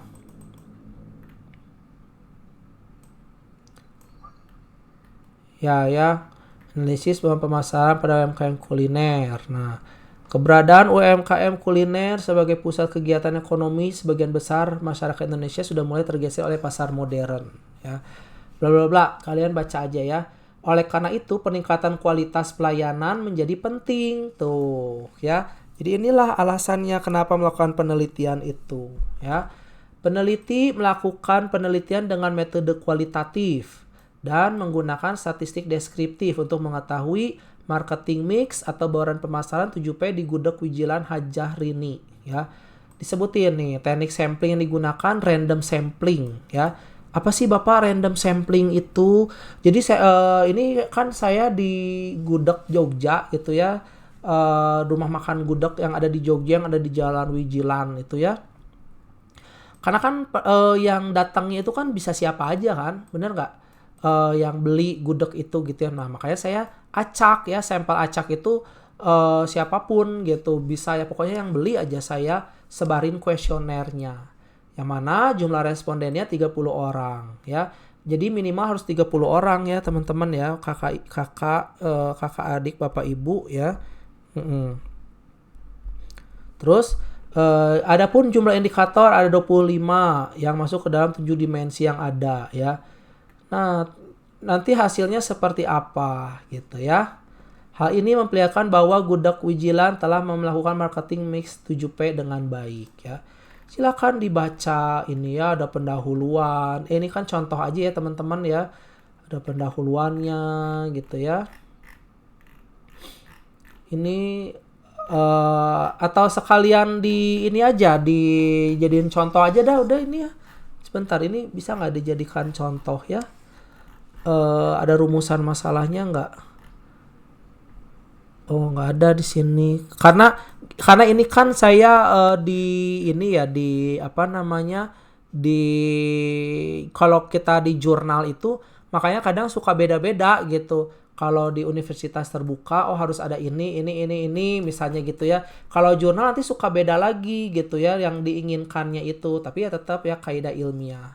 Yaudah ini aja kita contoh ya. Jadi tadi Bapak Ibu apa untuk di Google Scholar gitu ya gampang ya tinggal gitu aja gitu ya. Tinggal buka Scholar Google terus namanya di sini apa. Oh, saya mau kaitannya dengan kinerja guru misalnya gitu ya. Ini contoh aja ya kinerja guru di era pandemi misalnya ya. Nah, peningkatan nanti muncul kan peningkatan kinerja guru pendidikan agama Kristen di era disrupsi dan pandemi. Pengaruh kompetensi terhadap kinerja guru pada masa pandemi COVID-19. Pengaruh kepemimpinan kepala sekolah. Banyak banget ya. Pokoknya yang ininya ada PDF, berarti ini tuh bisa di-download gitu ya. Ininya ada PDF yang di sebelah kanannya. Nah ini kalau ini kan nggak ada PDF-nya, kelihatannya mungkin nggak bisa di-download gitu. Gitu ya. Nanti misalnya kita klik ini kita cobain ya.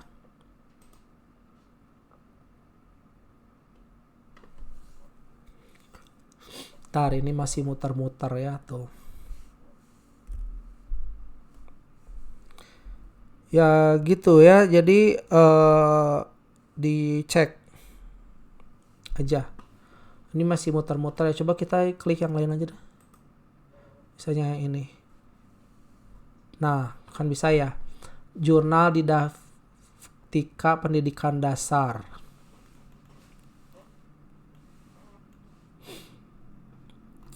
Ada abstraknya, makanya di sini dibaca aja, tinggal dibaca kalian abstraknya ya. PDF aja lah ya, kita download PDF ya. Tuh ya, ada abstraknya ya. During COVID-19 pandemic, learning at school was replaced by learning from home through distance learning by online. Bla bla bla. For this reason, nah alasannya teacher competence in internet technology is absolutely necessary. Jadi karena tadi ngajarnya pas zaman COVID-19 harus online gitu ya, sehingga kompetensi guru dalam teknologi internet itu benar-benar dibutuhkan. Nah, terus nanti tujuan dari penelitian ini adalah untuk mendapatkan gambaran yang lebih dalam dan memperlihatkan bukti empiris pada efek kompetensi guru terhadap kinerja ya. Pada semester 2 tahun ajaran 2021 di SMP Negeri 23 Hulu Sungai Tengah Kalimantan Selatan dengan menggunakan 13 guru sebagai sampelnya. Tuh, jadi disebutin ya sampelnya siapa, kita mau meneliti apa gitu, di mana gitu ya, harus dijelasin gitu teman-teman ya. Tinggal dibaca aja sebetulnya abstrak ini gampang banget ya. Terus tadi apa kesimpulan sarannya ya? Ini modelnya gitu ya, ini modelnya ya, ini ada interveningnya ya. Ada model gini kan, kompetensi guru X terhadap kinerja guru dimediasi oleh masa COVID-19. Nah ini di YouTube saya juga ada, saya tuh udah ngejelasin ya model desain penelitian itu. Ya silakanlah kalian tinggal tonton gitu ya, biar saya nggak ngomong 2 kali gitu kan. Udah banyak diberikan fasilitas ya, tinggal dimanfaatkan aja ya. Nah, jadwal pelaksanaan penelitiannya mungkin kalian juga bisa kayak gini gitu ya. Tabel skala Likert ya, sangat setuju 5, 4. Ini nanti kaitannya dengan kalian menyebarkan kuesioner ya. Bla bla bla bla. Misalnya ini statistik ya. Nanti deh kalau kalian merasa video pembelajaran saya menarik gitu ya, boleh nanti di kolom komentar ditulis, Bapak saya pengen tentang statistik ini, tentang belum dibahas nih gimana cara ngitung regresi linear berganda seperti apa. Tinggal kalian tonton, kalian isi ya, saya mah senang-senang aja ya. Gratis lagi ya. Uji normalitas, Bapak gimana ya nanti secara teknisnya uji normalitas misalnya gitu ya. Karena kita cuma ada 4 pertemuan, ini sangat terbatas guys ya. Uji linearitas gitu ya, gimana caranya? Ini bisa ya, nanti coba kita praktekin, tapi mungkin di luar jam pelajaran gitu ya. Dengan kita 4 pertemuan web aja saya rasa terbatas gitu ya. Nanti hasilnya gimana, ini cara ngebacanya Bapak gitu ya. Kalau tidak ada trigger ya saya sih nggak akan saya saya kan hanya yang men-trigger aja gitu ya. Nah mana dia,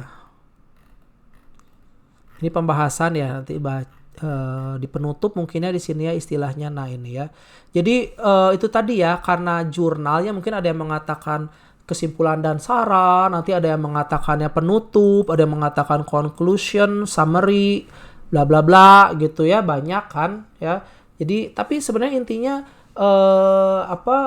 metodologinya itu sama gitu, pasti ada latar belakang, pasti ada rumusan masalahnya, pasti ada tinjauan pustaka atau literature review, kemudian ada metodologi penelitian bab 3-nya itu ya, pendekatannya, kita sampelnya gimana, pasti ada pembahasannya dan juga pasti ada penutupnya gitu ya. Nah, jadi dari hasil dan pembahasan dapat dikatakan bahwa kompetensi guru berpengaruh positif dan signifikan terhadap kinerja guru gitu ya. Ini dibuktikan dari hasil uji hipotesis dengan nilai R hitung sebesar ini lebih besar dari R tabel sebesar ini pada taraf signifikansi 5% gitu ya. Gimana caranya? Ya nanti ya coba aja kalian tulis di kolom komentar gitu ya. Nanti kita coba gitu dijelasin. Berdasarkan hasil dapat disimpulkan bahwa kompetensi kepribadian, sosial, dan pedagogik serta profesional guru di SMP Negeri 23 sejalan dengan kinerja guru terutama dalam menyusun rencana dan melaksanakan pembelajaran serta melaksanakan penilaian pada masa COVID. Untuk itu kompetensi guru khususnya di SMP 23 ini perlu terus ditingkatkan dengan berbagai cara ya. Nah, gitu ya. Hasil penelitian ini dapat dijadikan sebagai bahan literasi dan rujukan untuk penelitian berikutnya seperti pengaruh kepuasan kerja dan kesejahteraan terhadap kinerja atau loyalitas tuh. Jadi untuk penelitian yang selanjutnya itu si bapak peneliti ini menyarankan gitu ya, kenapa enggak nanti kalian menelitinya boleh di sekolah ini, tapi misalnya kaitannya terhadap kepuasan kerja dan kesejahteraan gitu ya, terhadap kinerja atau loyalitas. Nah, kenapa enggak ini aja gitu. Jadi dia juga ngasih masukan gitu si peneliti ini gitu. Ya gitu teman-teman ya, daftar referensi ya. Daftar referensi juga harus benar cara nulisnya, yang miringnya kayak gimana, terus ininya nyimpen tahunnya gimana gitu ya. Ininya juga harus berurutan gitu kan ya. Ya seperti itu ya, dimasukin lah ke sini semua. Gitu Bapak, Ibu, Kakak, adik ya. Saya rasa ini menarik ya. Atau misalnya kalian nggak pakai Google Scholar juga bisa sih sebenarnya. Tinggal nulis aja gini, PDF misalnya gitu ya. Kinerja guru misalnya ya. PDF, jurnal, kinerja guru. Tadi kan kita maksudnya Google Scholar ya. Sebelumnya kalau ini kan Google aja ya. Bisa gini, PDF, jurnal, kinerja guru misalnya ya. Tuh nanti keluar tuh kinerja guru. Kinerja guru dalam meningkatkan mutu pendidikan. Analisis peningkatan kinerja guru pada bla bla bla. Yang ada PDF-nya gini berarti bisa di-download biasanya gitu ya. Kinerja guru dan faktor yang mempengaruhinya. Coba kita klik aja ini. Tuh bisa ya di-download ya. Coba save. Coba kita buka yang tadi ya. Tuh, kinerja guru dan faktor yang mempengaruhinya.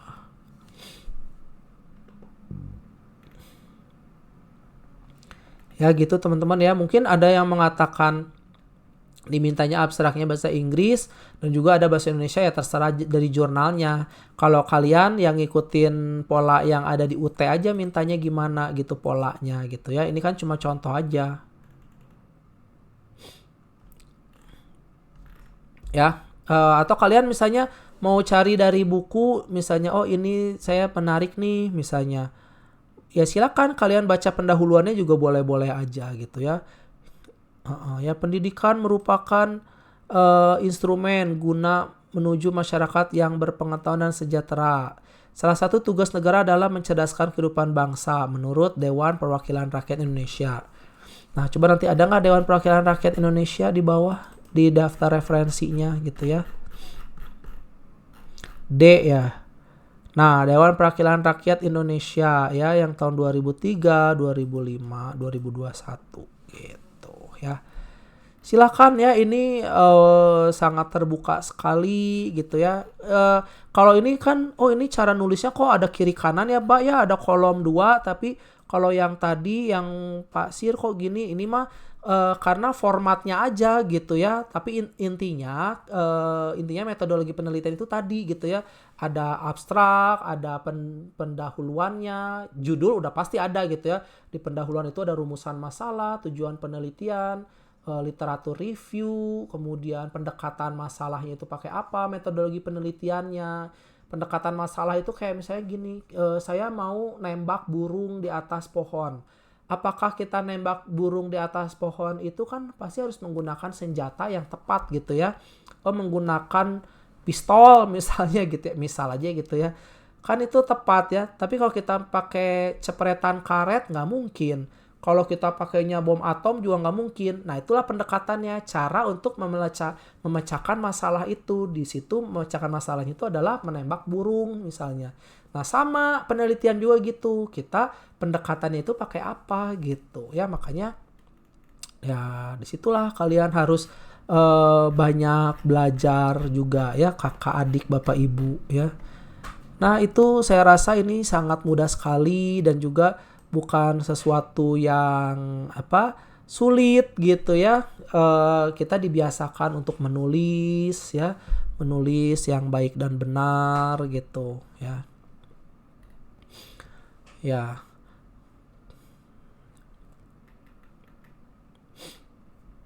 Kata kunci, nanti kata kunci itu adalah yang berkaitan dengan topik penelitian kalian gitu ya. Nanti kan ini ada keywordnya ya, keyword atau kata kuncinya ya. Kalau di sini misalnya judulnya pengaruh penggunaan artificial intelligence AI terhadap kinerja perusahaan penerbitan buku di Kota Bandung ya. Nah ini penelitian ini bertujuan untuk mengukur dan menganalisis pengaruh penggunaan artificial terhadap kinerja perusahaan. Ini saya ya, nulisnya Sir Khalifatullah Ermaya ya. Penelitian juga boleh dilakukan oleh lebih dari satu peneliti gitu ya. Termasuk mungkin nanti kalian, kalau kalian misalnya udah sesuai dengan standarnya, nanti saya bantu deh kalian ya. Mau misalnya Pak saya pengen dong di publikasi secara online, boleh-boleh aja, nanti saya ada wadahnya kalau kalian mau ya. Itu juga ya, ini di luar UT ya, gratis. Nanti saya akan ajukan juga gitu ya, karena saya kan ada link lah ke situ gitu ya. Silahkan ya buat yang mau aja gitu ya. Nah pasti gini ya, kurang lebih bahasanya itu misalnya penelitian ini bertujuan untuk mengukur dan menganalisis pengaruh penggunaan AI terhadap kinerja perusahaan dengan menggunakan pendekatan kuantitatif di 30 bisnis yang bergerak di bidang penerbitan buku. Kan udah jelas ya tentang AI terhadap kinerja perusahaan. Pakai pendekatannya kuantitatif, sampelnya 30 bisnis di bidang penerbitan buku di mana? Di Kota Bandung. Terus hasil penelitiannya bahwa penggunaan AI berpengaruh positif terhadap kinerja perusahaan. Tuh ya. Analisis berbasis AI memainkan peran penting dalam mendukung perusahaan untuk memasuki pasar baru. Selain itu, implementasi AI di dalam organisasi dapat mengurangi waktu dan biaya operasional. Oleh karena itu,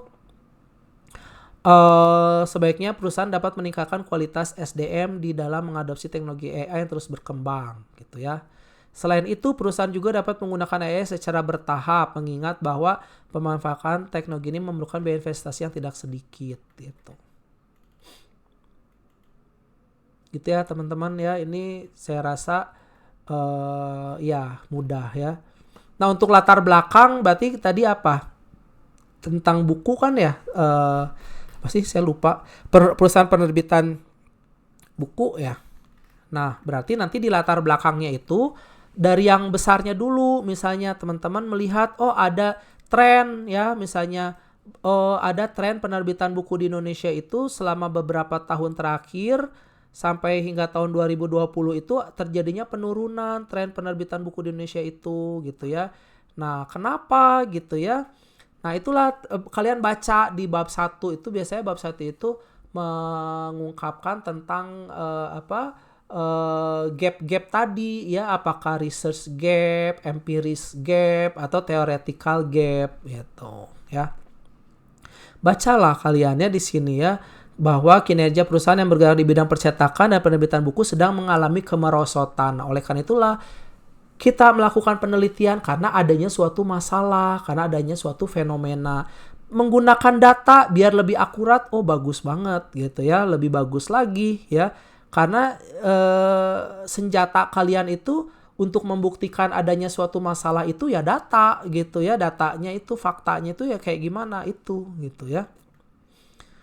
Tren penerbitan buku di Indonesia, sumber data box ya. Gitu teman-teman ya, dijelasin aja nanti gimana. Nah, nanti ada rumusan masalahnya ya. Rumusan masalah penelitian merupakan pertanyaan yang akan dicari jawabannya. Tuh kan benar kan tadi yang saya jelasin tadi di sini juga benar gitu ya. Melalui penelitian atau pengumpulan data, rumusan masalah merupakan bagian penting. Adapun rumusan masalah gitu ya di sini. Adapun rumusan masalah di dalam penelitian ini adalah apakah penggunaan AI artificial intelligence buatan berpengaruh signifikan terhadap kinerja perusahaan penerbitan buku di Kota Bandung. Nah, ini rumusan masalahnya cuma satu ya, nggak apa-apa ya. Nanti tujuannya itu pasti jawaban dari ini. Mana? Tujuan dari dilakukannya penelitian ini adalah untuk mengukur dan menganalisis pengaruh penggunaan AI terhadap kinerja perusahaan. Tuh ya. Kan ini pertanyaan itu ada rumusan masalah. Tujuan atau manfaat penelitian itu adalah jawaban dari rumusan masalah ini gitu ya. Selain itu, hasil penelitian diharapkan dapat memberikan wawasan kepada pihak terkait serta seluruh stakeholders yang terlibat ya. Stakeholders itu adalah semua yang berkaitan dengan bisnis ini ya. Ini kan bisnis penerbitan buku ya. Mungkin bisa berkaitan dengan karyawannya, bisa berkaitan dengan owner, bisa berkaitan dengan pembaca yang menggunakan buku terbitan itu gitu ya. Terus tinjauan pustaka. Tadi kan judulnya tentang artificial intelligence, berarti tinjauan pustakanya harus ada tentang artificial intelligence ya, baca ya kalian ya. Terus tentang kinerja perusahaan juga yang ada kaitannya itu aja, nggak usah yang lain-lain. Nah, cuma dua ya, kinerja perusahaan dan artificial intelligence ya. Benar nggak? Coba lihat lagi judulnya tadi ya. Iya, dua variabel pengaruh penggunaan AI terhadap kinerja perusahaan. Benar, tuh cuma dua variabel.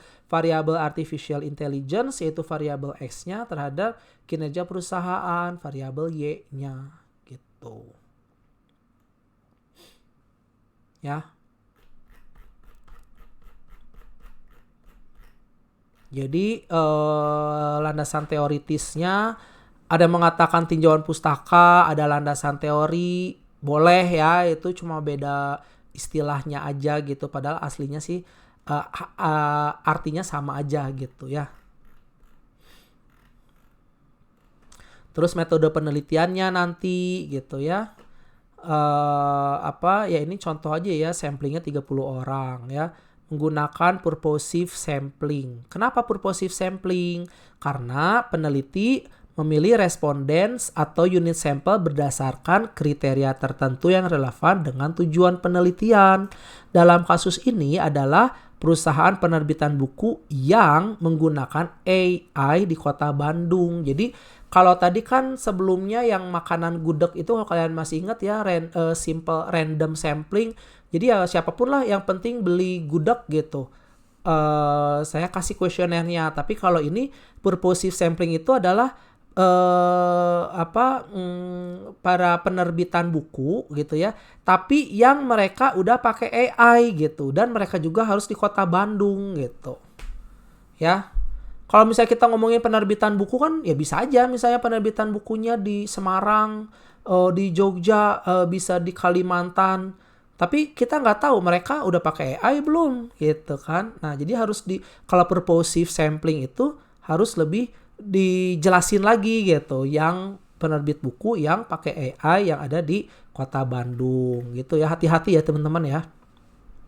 Nah, lalu ini hasilnya seperti ini ya. Nantilah kita bahas kenapa sih bisa kayak gini gitu kan ya. Ya hasilnya. Nanti ada dimensi, ada indikator ya. Ini mungkin terlalu ini ya buat kalau untuk saat ini ya. Ya. Ya, nanti ini simpulannya apa, sarannya apa ya. Sebaiknya katanya perusahaan menggunakan AI secara bertahap ya. Identifikasi teknologi AI yang relevan misalnya. NLP untuk membuat konten pendidikan, machine learning untuk memprediksi kebutuhan pasar, dan rekomendasi berbasis AI untuk menawarkan buku sesuai preferensi pelanggan. Nah, jadi ini untuk kedepannya bolehlah misalnya kalian meneliti tentang machine learning, tentang NLP gitu ya, kontennya pendidikan. Ini daftar pustaka. Tuh. Gitu teman-teman ya. Gimana ya, saya rasa ini banyak banget ya hari ini yang kita pelajari ya. Meskipun sebetulnya tugas kalian itu apa sih tadi, tugas kalian kan sebenarnya hanya ini aja, membuat topik penelitian, mencari, baca, rangkum, dan mencatat 10 referensi ya yang terlibat dalam 5 tahun terakhir. 5 diantaranya artikel jurnal dan sisanya dari buku atau rujukan lain yang valid. Terus kalian bikin kerangka proposal atau outline-nya berdasarkan topik penelitian dan referensi yang sesuai. Kerangkanya itu tadi misalnya abstrak, landasan teori, abstrak terus pendahuluan dulu ya. Kerangkanya itu abstrak terus pendahuluannya dulu gitu ya.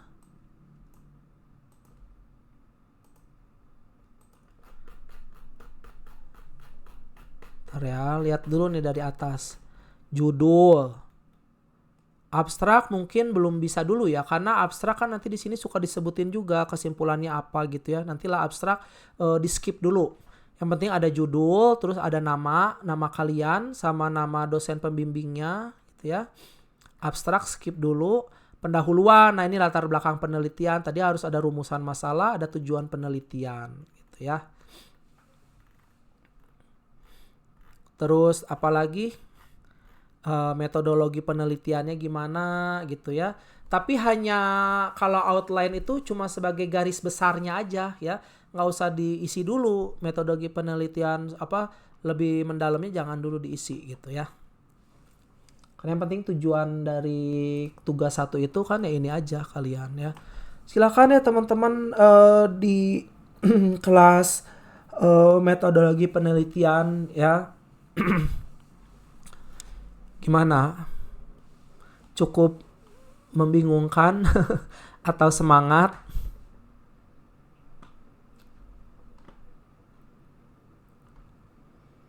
Kenapa diam aja di sini?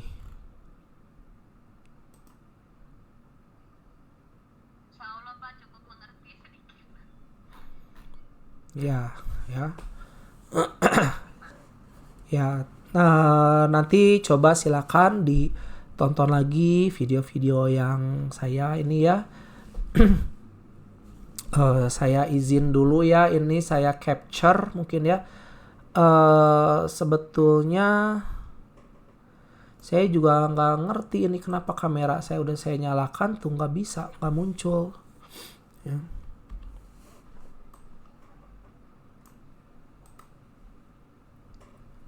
Ya. Ini capture ya karena nanti harus bukti gitu ya, bukti telah dilakukan tutorial website tutorial webinar gitu ya. Oke, teman-teman, kalau misalnya tidak ada pertanyaan, terima kasih banyak untuk pertemuan kita hari ini. Mudah-mudahan ilmunya bermanfaat, mudah-mudahan teman-teman juga tetap semangat mengerjakannya gitu ya, karena ya ini metodologi penelitian ini saya rasa kalau kita mengerjakannya dengan sungguh-sungguh buat bekal kita di mata kuliah selanjutnya ya, karya ilmiah itu bisa sangat membantu sekali gitu ya. Jadi silakan kerjakanlah dengan baik-baik, dengan sungguh-sungguh. Kalau ada yang mau ditanyakan, silakan tanyakan saja gitu ya. Terima kasih teman-teman, mudah-mudahan ilmunya bermanfaat. Mohon maaf jika ada kekurangannya. Nanti kita ketemu lagi pada sesi berikutnya di Tuweb 2 ya. Nanti kita janjian lagi untuk tanggal ketemuannya itu kapan ya, tanggal dan jamnya. Terima kasih banyak, saya tutup ya. Wassalamualaikum warahmatullahi wabarakatuh. Waalaikumsalam warahmatullahi wabarakatuh. Terima kasih Bapak bimbingan dan arahannya. Ya, terima kasih juga. Ini saya izin live ya. Siap Bapak. Ya, terima kasih.